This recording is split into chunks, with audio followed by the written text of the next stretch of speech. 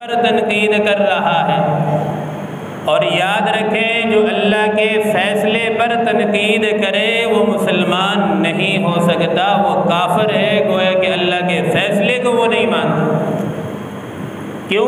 اس لیے کہ نبوت، انبیاء اور نبی بنانا یہ اللہ کا فیصلہ ہے، اللہ کا انتخاب، صحابہ بنانا یہ بھی اللہ کا انتخاب ہے، دونوں اللہ کا انتخاب ہے۔ جو بھی اس انتخاب پر انگلی اٹھائے کسی طرح میں وہ کافر ہے، مسلمان قطعاً نہیں ہو سکتا۔ یہ مسلمانوں کا قرآن و حدیث کی روشنی میں متفقہ فیصلہ ہے۔ اور اسی طریقے سے انبیاء کے بارے میں جو قرآن و حدیث کا فیصلہ ہے، حکم ہے،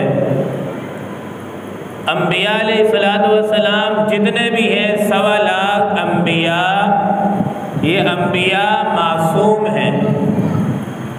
معصوم کا مطلب یہ ہوتا ہے کہ گناہوں سے بالکل پاکیزہ، معطر، پاک، صاف ان کے دل ہوتے ہیں انبیاء کے۔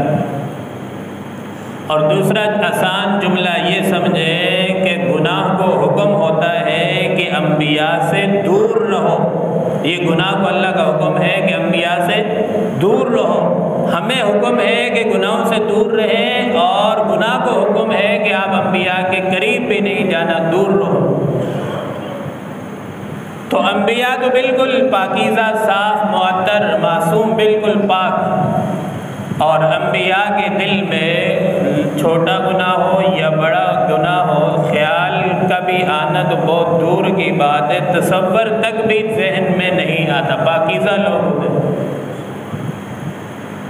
دوسری جماعت آ گئی صحابہ کی۔ یاد رکھیں پوری کائنات میں صرف انبیاء علیہ السلام معصوم ہیں، پاک ہیں، باقی اس کے علاوہ کوئی معصوم نہیں ہے، چاہے وہ صحابہ ہوں، 5 تن ہوں یا 12 امام ہوں، کوئی معصوم نہیں ہے، صرف صحابہ محفوظ ہیں اور مغفور ہیں۔